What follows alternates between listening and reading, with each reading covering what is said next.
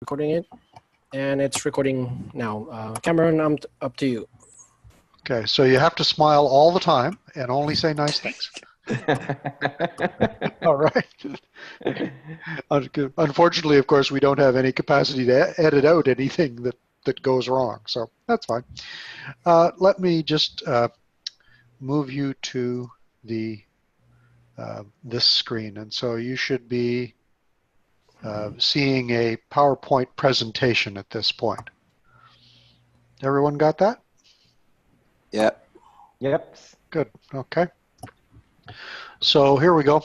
The International Association of Facilitators Professional Development. As I mentioned earlier, I'm the fellow on the board, and this is my primary role is to look after our accreditations. And it is accreditations. It's more than one because we do have the IAF Certified Professional Facilitator, which is the long-standing one. That's the one that is celebrating its 20th anniversary this year. And we do have a training program endorsement, and we do have some other programs coming soon, quite soon. So there we are. Brief introductions. I'm going to largely forego that, I think, because we've only got an hour. We've had a bit of a chat and have a sense of where most of us are. I'm the only one in the cold, and I'm not suffering from the cold. I enjoy it, and we'll get out skiing on the weekend. I will also enjoy when it's over, so don't brag about how warm it is where you are, because I will get jealous. It is getting late in the winter for me. So what you have on your screen, of course, is at the moment you do have the PowerPoint presentation, but you also have the option of a chat box and your video of each other. Excuse me. And so, by all means, and I have two screens, so I have my PowerPoint over here, and I have you here. And so if you have a question, you can put something in the chat, or you can wave, or whatever you think you would get my attention is fine. Okay? So we will have a presentation and questions. It probably is easiest if you jot down the questions, and we will have time at the end, or you can put them in the chat box, whichever is the easiest for you. And so there we are. The good thing about the chat box, of course, is that if we do it that way, that it's there for everybody. The IAF. Well, you are the IAF. As you know, members come from all walks of life. We have corporate sector, we have public sector, independent consultants and facilitators. That's me, for example. I've been in business for 28 years or so, I think, in Ottawa, Canada. There's nonprofit staff, community sector, education sector. We really are not limited to any particular sector. It's if you are working with facilitation, helping people working in groups get to useful results, then you're welcome with us. We're happy to have you. And we are all around the world, with the exception of Antarctica. We have not figured out how to establish members there yet, but who knows. So we do have the 7 regions: Africa, Asia, Canada, Europe and the Middle East, Latin America and the Caribbean, Oceania and the United States. Oceania being primarily Australia and New Zealand. We do have members in 65 countries, which is not quite a third of the countries in the world. We'd certainly like to see that bigger, but it's nice that we have a wide range of people. And in fact, the thing that originally attracted me to the IAF is the very international nature of it. And it's why I continue to be involved in certification, is because of the exposure to people around the world. The vision, of course, is to see facilitation used throughout the world to help people that are working in groups. And the mission is to grow the community of practice for all those who facilitate, establish internationally accepted professional standards, build credibility, and promote the value of facilitation worldwide. And the certification, to my mind, does all of those things. I have friends and colleagues that I have met through certification and that I've known for a lot of years now as a result. They help me with my own professional development just through knowing them. but they've also helped me find work. They've made me a better facilitator. And the other thing, of course, is that by going to a client and saying, look, I have this accreditation that is recognized internationally and is built on these standards, that's why you should hire me. It's gotten me work that way as well, and helped with the credibility of the profession. So that's one of the reasons we do certification, is it really contributes to the overall mission of the organization. So what is it? Well, it is the IAF Certified Professional Facilitator. It's a credential, it's a professional credential that belongs to the IAF and is trademarked to the IAF. So it's only available to members. You have to be a member to earn it, and you have to go through an assessment to get it. It's an assurance that you meet an internationally recognized standard based on our core competencies, which were researched back in the 1990s and have been revised since then. And the commitment to the Statement of Values and Code of Ethics, again, speaks to the credibility of the profession and allows us to say to clients, here's how we will behave with you. The criteria is that you must have 7 facilitated sessions that you can document in the last 3 years. Now, I get calls from people who say, you know, I've done 6 and I have my 7th scheduled. Can I apply? And the answer is yes, you can apply. But we're not really interested in your first 7. We're interested in your best 7. We're interested in 7 that indicate a range of your skills and experience. Right?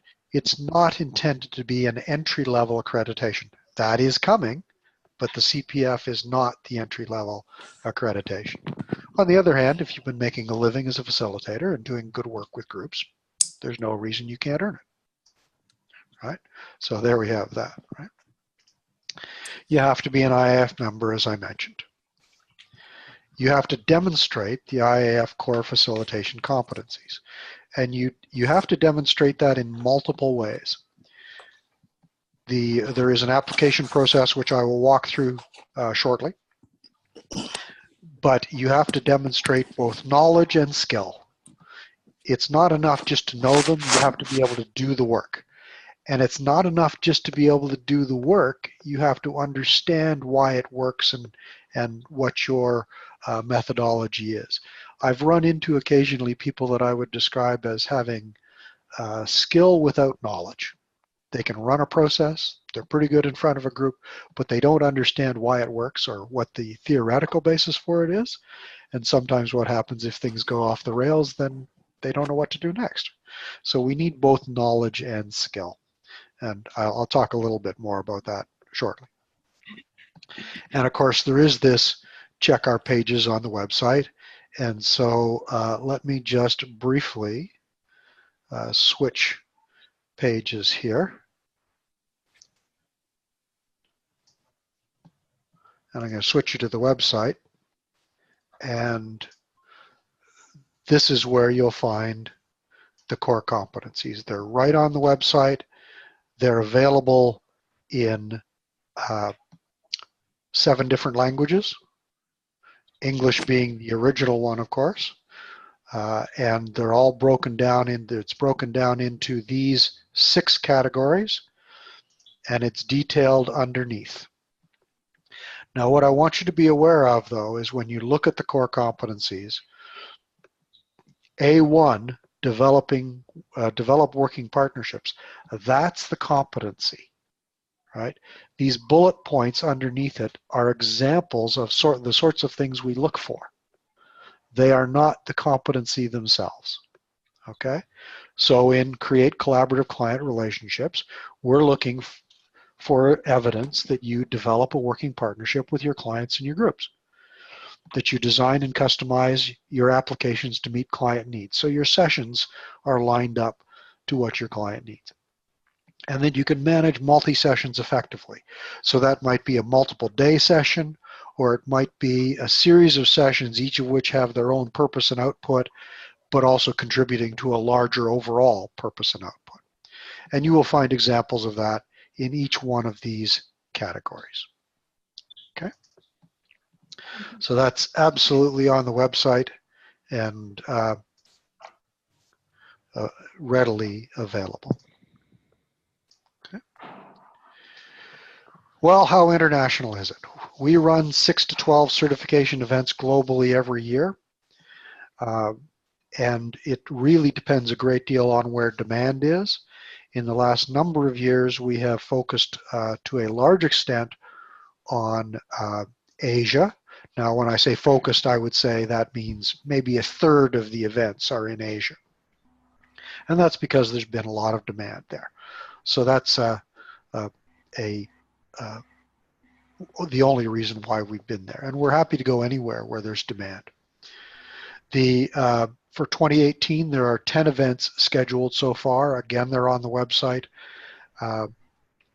There's some in Europe, there's several in Asia, a couple in North America. We don't have an African event scheduled yet. As I recall, we're under discussion with John for later in the year. And we've been to Africa before. We want to come back. So that's definitely in the works.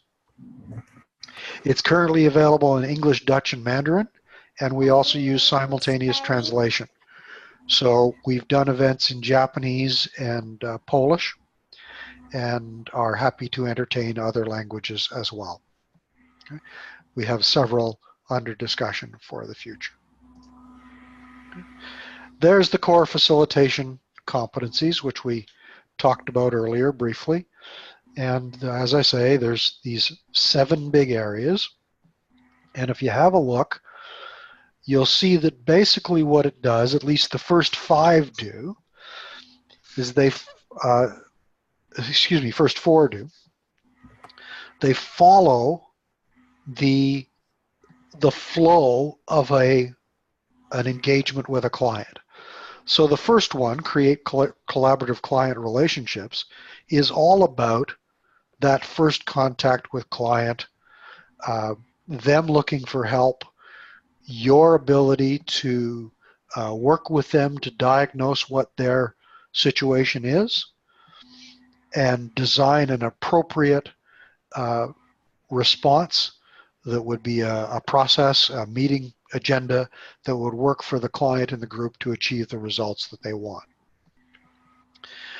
Which also takes us to part B, which is the plan appropriate group processes.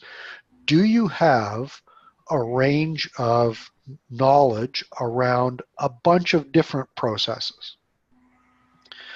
So I actually had an email question about this earlier today. Somebody was asking about, are there any particular processes that I should know going into certification? And my answer was no. There's no particular ones you have to know. What we're interested in is, do you know a range of processes? And not only that, but do you know a range of processes for different situations? So if you only have one process for solving problems, one for making decisions, and one for making plans, that's probably not enough depth. It's, do you have a range of processes to address a range of situations, basically so you can treat different situations and different clients appropriately. Create and sustain a participatory environment. That's about your ability to engage with and work with the group, keeping them involved in the session as it's going. So the first 2 are about getting ready. The second 2 are about actually running the session. So that's also guide group to appropriate and useful outcomes. Can you run a process that works a group through that process we know of divergent thinking, some working with ideas, and then convergent thinking to get to a result? And the last 2 are about you. We believe that this profession involves continuous learning. And so over time, are you making the effort to build and maintain your professional knowledge? Are you expanding your knowledge of the field? Are you getting better at what you do? And the model positive professional attitude is about, as a CPF, Are you an example to the world of what facilitation could and should look like? Are you a good example of what the profession can do for our clients and the people they work with? So, why choose it? Well, there's a lot of reasons. You understand that I'm entirely biased. And I would also like to, for a moment here, I'll show you on the website as well. You will find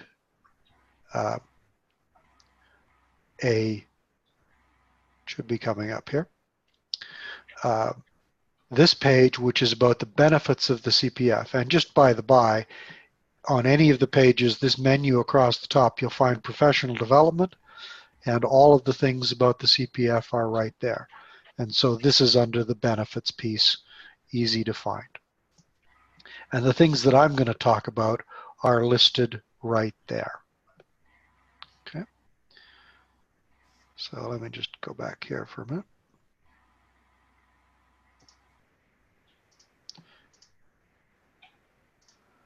So absolutely, amongst the first is credibility. We are a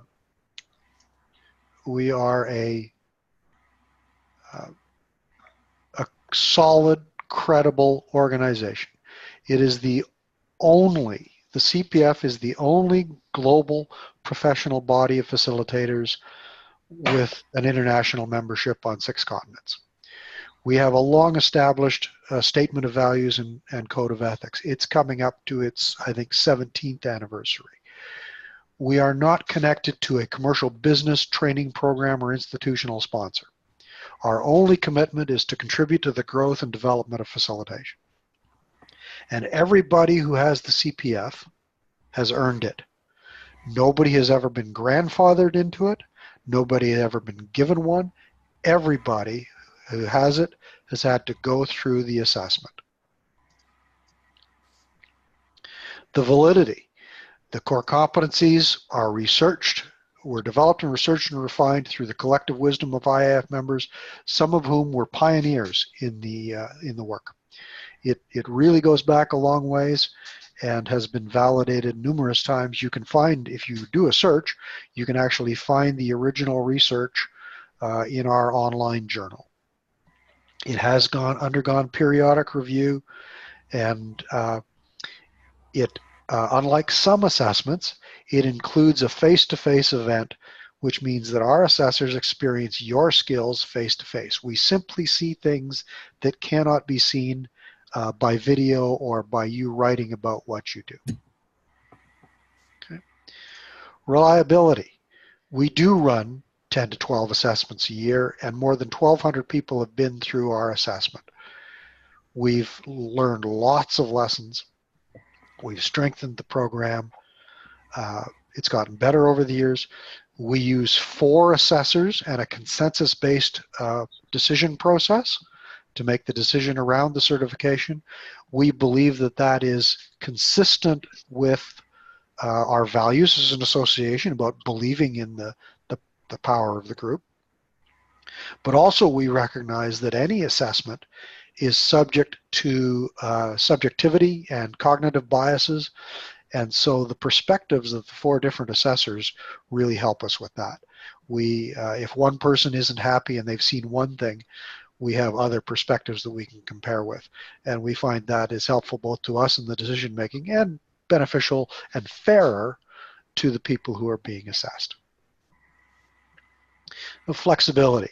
Because we're not connected to any training or a particular philosophy or approach, we have certified a huge range of people.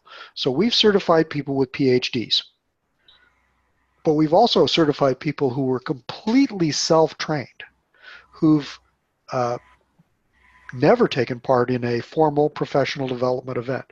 And at the end of the day, what it was they'd done a lot of reading and a lot of practice, and they were able to demonstrate that they had both the knowledge and the skill to do the work. It's not about the journey, it's about your knowledge and skill now. Now we're interested in the journey, but it's about your knowledge and skill. Okay? We talked about, of course, your best 7 events, and there we go. We also assume that it's being a CPF, being professional, is not about just working full-time. It's about adhering to the standards. It's about having the core competencies. And so we've certified people who, like many of you, I'm sure, are full-time facilitators, like me. And we've also certified people who are working inside organizations and use facilitation as a tool set in their other work. You don't have to be a full-time facilitator to earn the CPF. Again, about knowledge and skills. Accessibility is about access in various languages and our willingness to do it in any language where we can find a group and translators available. It's been recognized globally. It's not as big as we would like, but I can tell you that, for example, within Canada, I live in Ottawa, which is our national capital. And you can't live in Ottawa without doing some work with our federal government. Well, what we've been able to do through the efforts of IAF members is get government departments to recognize that a CPF means that somebody has been examined and tested. And so they will give preference to CPFs when they are seeking facilitators for work. In addition, of course, there is an online directory on the IAF website that clients can access. And I've had work come out of that. I've had people come out of that, which leads me, in fact, to the return on investment. There are people around the world who have been able to attract new clients and additional work that has helped them recover the cost of the certification. You get valuable personal feedback from your peers. Many of us work alone and we have few opportunities for feedback, and so this is one to get one. And not only get feedback, but get feedback from an international perspective. When I went through the assessment, I had an assessor from the Netherlands and an assessor from the United States. So, and they had a new assessor who was on probation, so I think they were English. So multiple perspectives and multiple cultural perspectives, which I found particularly useful. And of course, what I mentioned earlier about building networks of people in your profession who you can stay in touch with and who are very valuable. Now, I'm about to say something that I don't want, you should not consider this a promise in any way.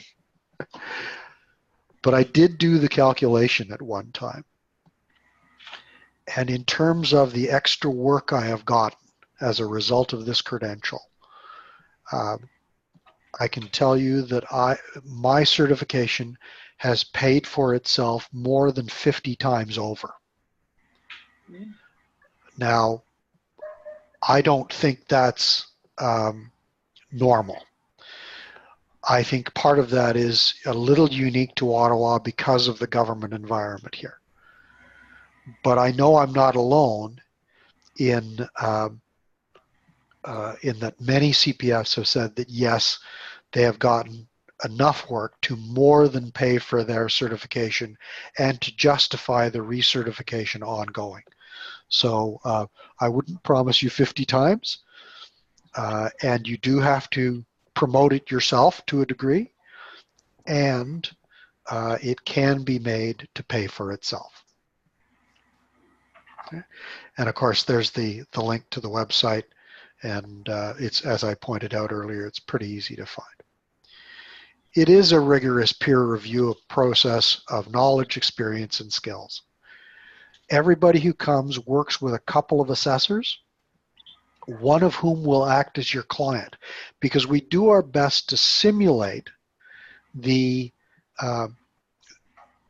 engagement you would have with a client. So part of the assessment actually takes place in advance, where you would have an interaction with an individual who would act in a role as a client, and who would basically be calling you and saying, I have a problem. I understand you're a facilitator and may be able to help me. And you would walk through that client facilitator process exactly as you do with your real clients. As I said, there are four assessors involved. You have 2 that are directly assigned to you and 2 others who are involved in providing input, and I'll show you a little bit more about that shortly. As of January 2018, the cost of the assessment is $2,400 and US, and it is increasing by $50 a year every year for the next 4 years to account for inflation. And if you weren't, many of you muted, I'm sure some of you would have gasped right there.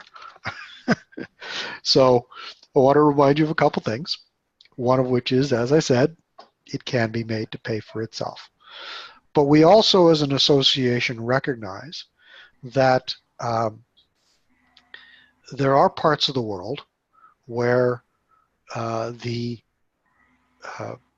income that can be derived from facilitation is not enough that you can afford or justify this, even if you could afford it. We understand that.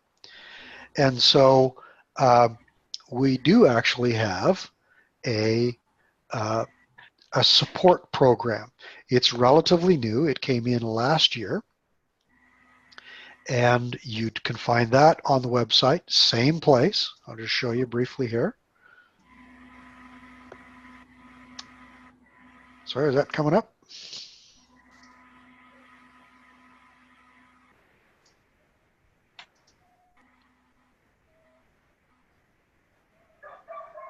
Are we looking at a website now?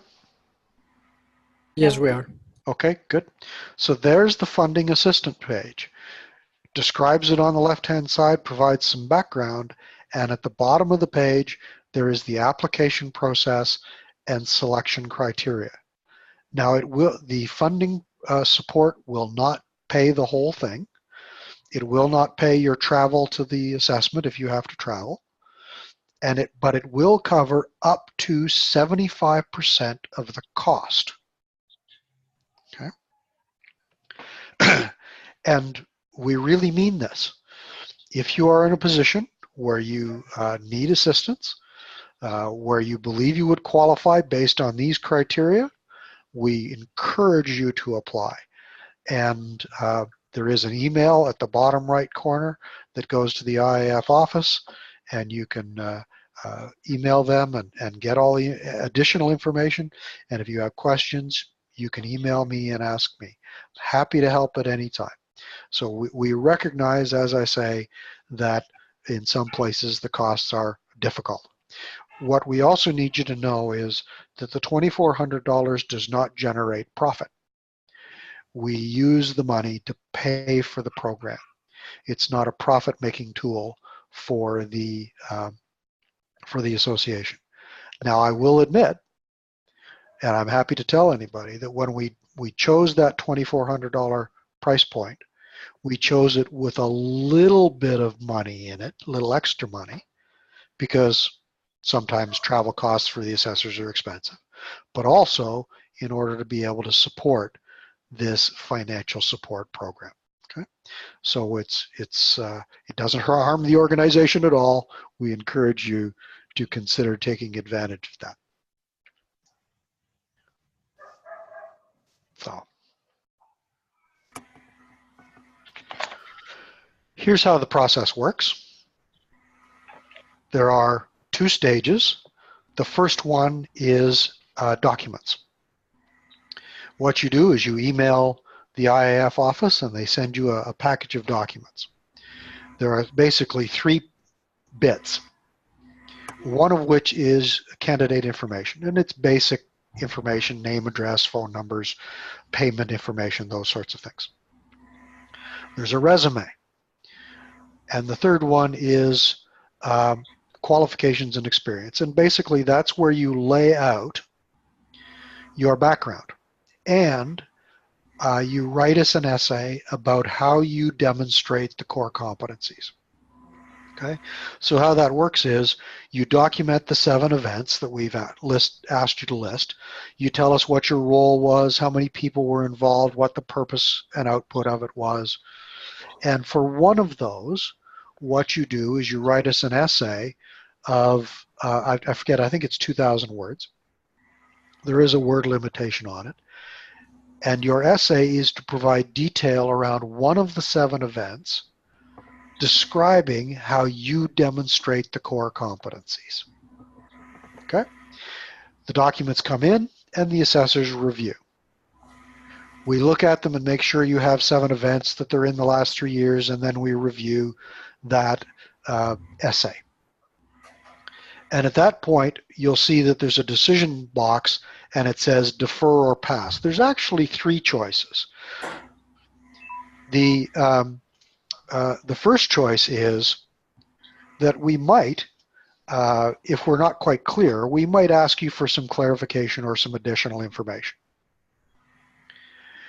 If there clearly is not enough information there for you to have a good chance of passing on the assessment day, then we would defer you and give you some written feedback and say, try again another time.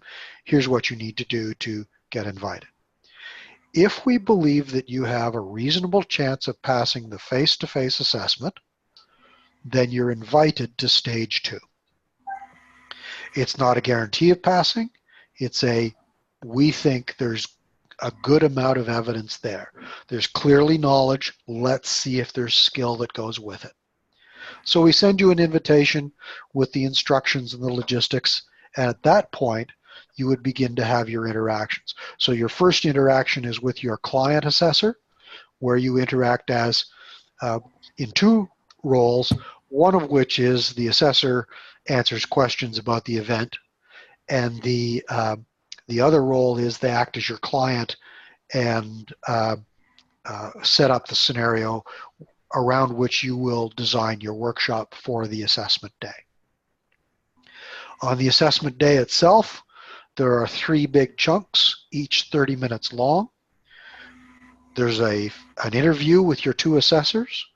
There is a facilitation demonstration where you facilitate a group of 7 people through the scenario that you worked out with your client. And then there is a second 30-minute interview. Sometime in that interview, you'll be asked to step out and the assessors make a decision. And the decision is whether to pass, in which case you get your CPF, you have the decision right there that day, or you are deferred. Now, sometimes people think that when we say defer, what we mean is failed, and we're just trying to use a polite term for it. And that is not the way it is at all. Defer means exactly that. It means on this day, in this session, we were not able to gather enough evidence to justify giving you the credential. We would like you to come back again. You do not have to start from scratch, although you might choose to submit different documentation. You do not have to. There is an additional cost. It is not the full fee. It is a smaller administrative cost. And that's all it is. It's just we recognize that there are time limits and we can't always get all the evidence we need. Typically, there is about a 15% deferral rate annually, roughly. Okay. If you are passed, then what you have is the option of receiving verbal feedback on the day, and then 2 weeks down the road, you get, within 2 weeks, you get an extensive written feedback detailing what the assessors saw as evidence and suggestions for what you might do to continue to grow in the profession. You also get a CPF certificate. You get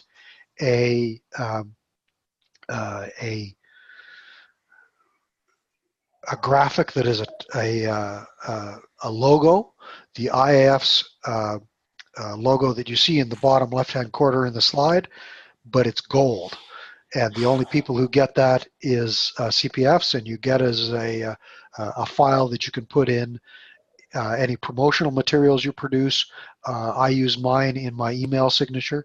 You also get one of these pins. Heaven knows if it'll focus that close, but you get the pin that matches. Basically, all of which is in materials in support of you being able to brag about having earned this certification. And we have more materials coming in the future. Oops, sorry, I jumped one. And this is the graphic of what the day looks like. So here you go. We have a briefing in the morning, first interviews, a workshop before lunch, the remainder of the workshops after lunch, event feedback on how your experience was in the afternoon, and final interviews. A lot of people are very interested in the workshops, so at the bottom of this screen what you see is what the workshop looks like. So when you get up to do your workshop, you have 2 minutes to explain to the group a little bit of context. So you might say something like, you are a group of people who are parents of students at a school, and the group of parents has raised some funds and through some charity work, and they want to spend this on activities for the school. Today we're here to decide on what would be a good activity for spending this money on, and you 4 people are parents and you 3 people are teachers, and that's what the situation is. Does everyone understand? And they nod, and away you go. Okay, simple as that.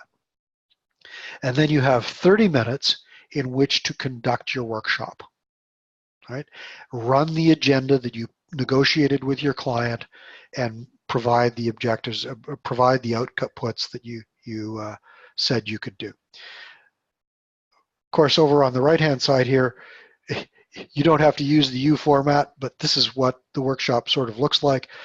The person being assessed is in the center, and we have the C's, those are other candidates. So you have 5 other candidates who act as your group. And there's 2 assessors in the group, and there are 2 assessors outside the group. Now, I said to you that each candidate is assigned 2 assessors. So your client assessor sits inside the group and acts as your client. Your other assigned assessor sits outside the group. And then the other pair of assessors, by the way, each pair of assessors works with 3 candidates. The other pair of assessors who are working with the other 3 candidates, one of them sits in and one of them sits out. So what we have is 4 perspectives. We have your client assessor who has read all your documentation and who has worked with you over the phone or over Skype as a client and is very familiar with your work and now gets the perspective of what it's like to be a participant. We have somebody who has not seen any of your documentation, doesn't know you, is coming to it with fresh eyes and sits in the group and gets to see what it's like as a participant. We have someone who's familiar with your documentation and who has interviewed you in the morning, sitting outside and sees what it's like to sit back and watch the group interact and how you manage that. And we have someone coming to that with fresh eyes as well. So we use all 4 of those perspectives to provide input into the decision that is made about your credential. And we also have this person here, the process manager, and their job is to keep an eye on the assessors to make sure that the assessment is fair and equitable to everyone, no matter where in the world it's taking place and no matter what language it's taking place in. So that's the overview of the day. And this is what they can look like. So here you see in the bottom left, there's a facilitator working with a group and they've got their flip charts. And in the top right, what you'll see is there's the same group, but there's the 2 assessors sitting back and taking extensive notes. And this is what it often looks like. They have a lot of paper on their tables, and typically one will be observing while the other is writing, and we take extensive, extensive notes of what we see you do with the group. Okay? And sometimes people can get a little silly and turn each other into flip charts, and who knows what sort of nonsense goes on within the course of the day. Okay? There is, by the way, and this is part of our, we believe, credibility in the long run. There is a recertification requirement. Your CPF is valid for 3 years. It's document-based. The assumption is that if you pass the assessment in the first place, that you're not going to suddenly lose those skills. And so we want to know 2 things. When it comes to recertification, we want to know 2 things. Are you still working in the field? What have you been doing to continue to get better at your work? So are you going to conferences? Are you attending webinars? Are you reading? Anything you can do that improves your knowledge and skill. The process is being revised. It's likely to go to a 4-year cycle, so it'll be a little longer between. We are likely to accept a broader range of things you can do to demonstrate that you're continuing your professional development. And we are bringing in a senior designation beyond CPF, because what we've discovered is that this recertification is useful, but it's after you've done it a couple of times, the usefulness drops off. So what we want to do is have you recertify a couple of times and then have that work become part of your qualification for a more senior designation. So in fact, by continuing to recertify, you're going to qualify down the road for higher levels of certification. Okay, and there'll be more details on that coming maybe as soon as next month. We're very close here. Okay. Association is roughly 1,800 people worldwide, roughly 650 of whom are current CPFs, and we expect to pass 700 this year. Okay. The elected board member, currently me, oversees it. We have program management, that's Lindsay Sumner, who is UK based and who keeps an eye, supervises our assessors and process managers, and it's administered globally out of the IAF office in Toronto, Canada. Okay, there are roughly 50 assessors globally, and 11 of them are also process managers, all of whom who have been through the assessment process. They've been through 2 assessment processes, one to get their CPF and one to become assessors. So we have a chain of evidence on their knowledge and skills too. Okay. And so there we are. That's the overall piece.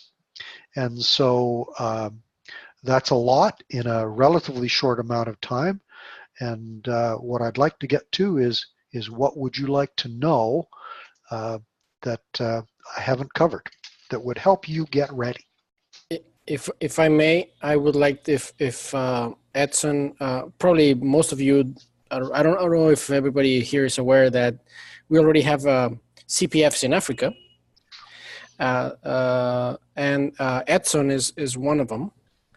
And if he could share a little bit of his experience, that so people can learn from him. And if you, in the meantime, the rest of you, you could start typing in the questions in the chat box so we can start getting this interaction flowing. Thanks, Hector. Hello, everyone. I'm Edson from Mozambique. I've been CPF since 2013. I got my certification in Sweden then, and last year I got my recertification. This has been a quite interesting process. It took me time to prepare, and what Cameron was just explaining in terms of the need to be ready for it, because it takes a lot of time and energy to prepare. It took me about 3 to 4 months then to have the process completed until the day of the certification. I took some extra time to actually attend facilitation training. I was doing facilitation, but then I thought it was really important to attend the training just to consolidate on my knowledge about it. That was really useful. And then in terms of the process, well, you need to fill in the forms, you need to send your CV, and then your qualifications in terms of certification or facilitation experience, which is mandatory to show your best 7. And then, of course, since the facilitation happens, I mean, elsewhere in the world, I had to prepare myself for that as well. So that's really something important to take in account and to prepare for yourself. So I chose Sweden because I was planning to take on, I mean, I took 2 weeks of vacation to Europe. So I spent the first week focused on the certification in Sweden. And then I spent the rest of the time just to explore a little bit of the country, and I'll visit other countries in Europe and then I returned. So that was really a good combination to do that. So plan ahead was really important. I mean, it happens in Europe, it happens in the United States and Canada. There are quite a few in Asia. So it's quite far from us here. And you need to prepare in advance. Right? So there's on the website you have the calendar there. You have the indications of when and where it's going to happen. So check that. It's really important. Where you want to do it. So give yourself a bit of time to be ready. There's a lot of there are costs involved. You need to prepare financially for that as well. Travel, accommodation, all of that, and of course your preparation. I think Cameron the process hasn't changed actually since I did it, and Cameron did explain really well on how it goes. The day of the certification, actually, when there are a number. I was really happy to meet other facilitators, and during the short workshops that we had to prepare and share with everyone, we actually participated as participants for the other facilitators with the case they had to present. So it was really fun. It was really nice to learn from others the techniques and some other additional tools that we could use. That was really, for me, it was really interesting, and I was happy to be there for that. And the feedback we get, not from other facilitators, from the assessors there as well. And you have an interview before the session, you have an interview after the session with feedback, which was really important, and it really helps you to go forward and to address and to improve your ability to facilitate. And it was really important. So I followed those as well. And last year it was the end of my 3 years period as a CPF, so I applied again for recertification. It's document based, and I got a good review back then with recommendations. Well, there are always recommendations from the assessors there. So I got my recertification for almost a year now, and I'll continue to do the work, and I really like that very much. I don't know if there's any specific question would you like to make. And Cameron was really detailed how the process goes. If I may, I'll go with a simpler, more quicker questions, Cameron. How long do you have to be a member? About a second. Yeah. First you become a member, and then you apply for the certification, right? Absolutely. You do have to be a member. There is not a requirement for length of membership. So in fact, the very first thing I ever did with the IAF was my certification. I joined because of the certification, and I've stayed for a lot of other reasons. But what matters is not that you've been a member long term. What matters is that you've got some background and experience. So there's some a couple of questions regarding making an event in Africa. There's one question from Wangami on East Africa, and there's from Susan on Kenya. That would be so also a part of the East. So what are the plans for that? So the short answer there is we will go anywhere where there is a group of people who would like to be assessed. We need a minimum of 6 people. Typically what that means is you should probably aim for 8, because there are some people who might not make it through that initial document screening. And but if you have 6 people that you think are well qualified, you just send an email to the office or to me, and we'll pursue it. We're happy to pursue it. The only advice I would give you is, and building on what Edson said, is I would suggest that you, if you want to have an event, that you don't ask for a date any less than 6 months out. Okay, so I've shared my screen that has the current calendar of events around the world. You can see that we have had one canceled. Melbourne, Australia simply did not get the 6, and so we can't go. You know, as I said, the events pay for themselves, and we can help to a degree with individuals, but there has to be some funds to cover costs, and so there we are. But if you have 6 people, we're on the way. Tell us where and when, plan at least 6 months out.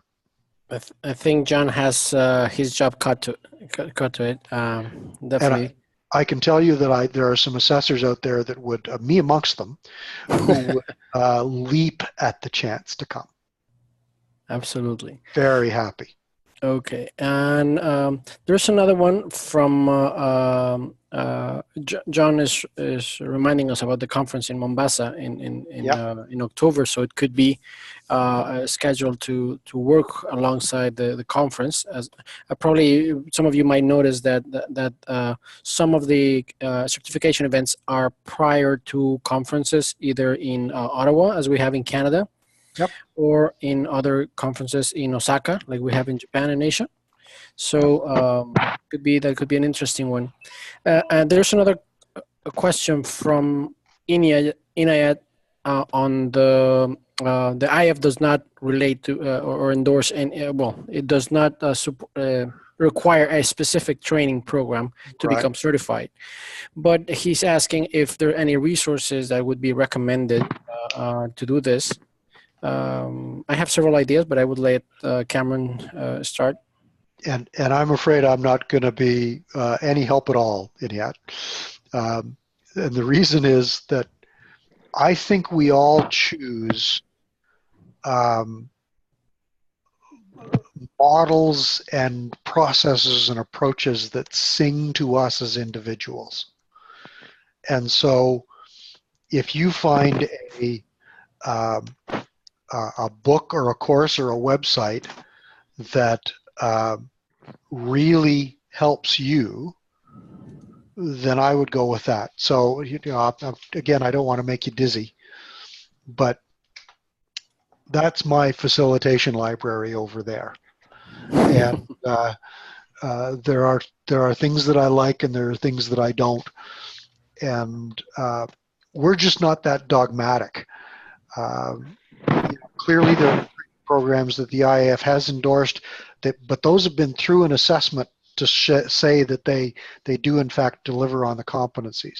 But we have no expectation that you will take those. People will only take those training programs, or in fact, as I said earlier, any training program at all. At the end of the day, it's about, do you have the knowledge and skill? We're interested in how you got there, but that will not make or break your the decision around your certification. If I may add, there are a couple of books that have been published by the IAF that actually the different chapters talk about the different competencies.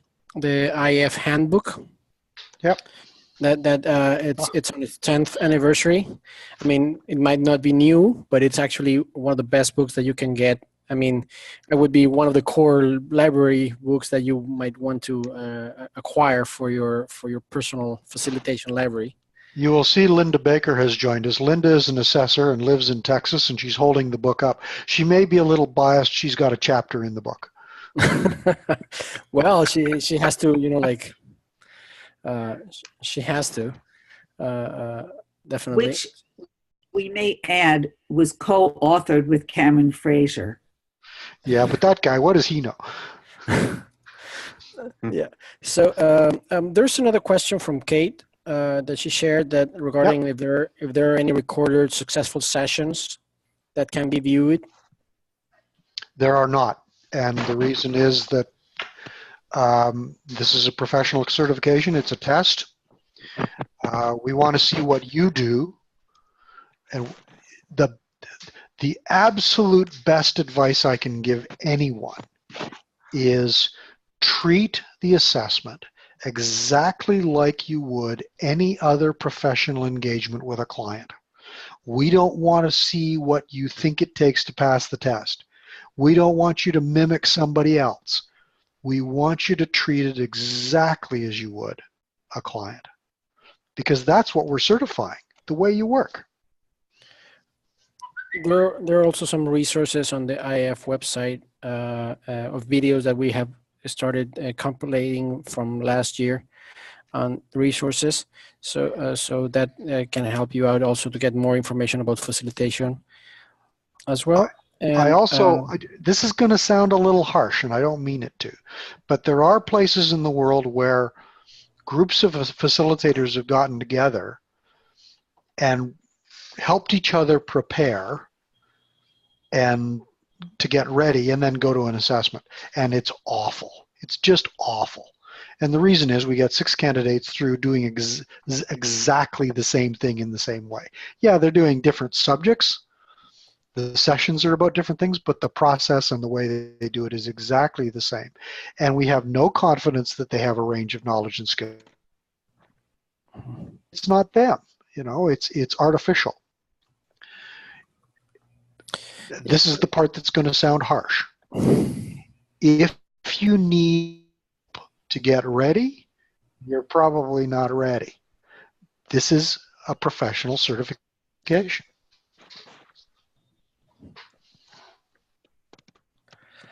well, that's absolutely right. We definitely the experience is like flying an airplane. You cannot get your license unless you have enough hours under your belt flying already. So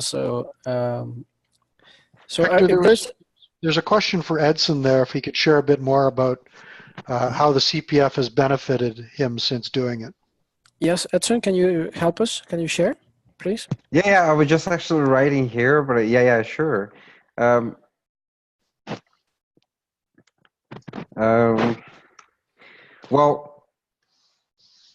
for me, I think it gives me reassurance and credibility. My clients, the clients that I work with, are really happy. I'm not for sure if because they know that I'm certified, but for me, I think knowing the core facilitator competencies and using them and delivering for what the client needs, for me, I think is lifts me in peace. Okay, I'm doing my work. I'm supporting organization. I'm facilitating group sessions, and I'm helping clients to achieve what they need to get.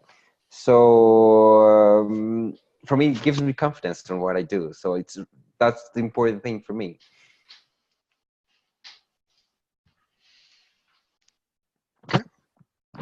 Thank you. We are at the top of the hour, Hector, and so there were 2 other things I wanted to say before we are technically stopped, but I'm also happy to stay for a while if it's helpful for people. So I'm going to share my screen again briefly. In terms of getting ready, I recommend that you do 2 things to get started. Okay. And they're both on the website. One of which is to start at this page. And this is the IAF's philosophy on assessment and credentials. Now the top part is just about mission and the values link. But if you scroll down, what you get is pieces on how the association thinks about assessments. So we strive for objectivity, we assess to pass, we try and give you every opportunity to demonstrate that you have the knowledge and skills. We try to be as realistic as possible, even though we know assessments are artificial. We seek value to groups. Are you in fact contributing to groups? And we appreciate diverse approaches. If you have a read through that, that will give you a good idea of how the association thinks about the way we assess people. And you'll find that under professional development over here under philosophy. And then the other one is the one that's right underneath it. It's the core competencies. And the way to get started is simply sit down with a pad and look at, oh, well, here's the list of these first competencies. How do I develop working partnerships with my clients? And write a few notes. How do I design and customize applications to meet my client needs? Write a few notes. How do I manage multi-sessions effectively? Write a few notes. Do it for every competency. And you may not have evidence for all of them, and you don't have to. You do need evidence for most of them. So if you have evidence for most of them, you are probably ready to apply. And so then when you write your narrative, you can use your notes to say, oh, well, here's how I did this in this situation. So your evidence is directly linked. Your essay is directly linked to the core competencies. That makes it very easy for the assessors, makes it very clear, and gives you the confidence that you've covered everything that needs to be covered. Okay? That's where to start. Those 2 pages and a pad of paper. Thank you, Cameron. It seems that there's any other question. It seems that there are no other questions. John, you wanted to ask something? Yeah, hi everybody. Cameron, it's something I think we've talked about a little bit before, and I've certainly had that discussion with some of the people in Kenya who are with us. But I think I just wanted to get your take really on the possibilities, if you like, of a group approaching you or approaching the CPF team and saying, you know, can we negotiate around the costs, around logistics, and you know, those kind of things. I think it'd be good to get a bit of clarity on that, please. And we haven't done that in 17 years. And the danger was the danger around that was around the perception of bias. And if we're negotiating and saving money by you doing things, we risk compromising the perception of the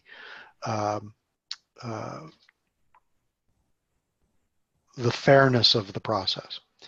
And so my preference is that if it's financially difficult, that we use that existing financial support system that will support 75% of the cost.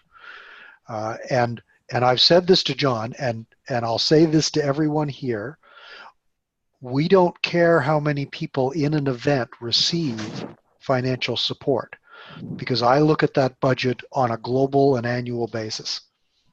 So, you know, no one in this meeting should think, well, I can't apply because somebody else has already applied from where I live.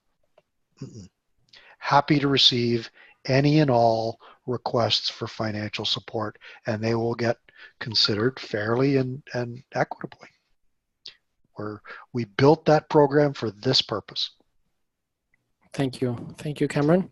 So it's a little bit over the time limit that we have. I suppose probably one of the learnings is that we need a little bit more time for this kind of discussions for the next meetings. We're going to have these meetings going forward, hopefully every month. to continue promoting the CPF and discussing all these questions on how to become a certified professional facilitator. I want to thank Cameron to very kindly investing his time and sharing his knowledge, as well as Edson. Thank you very much, Edson, for providing, and John for promoting this conversation, this webinar today. Thank you very much. And I'm just putting my my IAF email in the chat, and you are absolutely welcome to follow up at any time. I'm happy to answer questions by email or Skype or whatever method of communication is easy for you. Just remember the time difference if you're doing Skype. But I'm really happy to chat about this at any time. Thank you, Cameron, and thank you, everyone. We've had participants from all over the place. So happy to see you. Probably, maybe Cameron, maybe you have to schedule a trip to the Africa conference. Sign me up. Definitely. Happy to go. Thank you very much. Thanks, Hector. Thanks, John, for the invitation to join the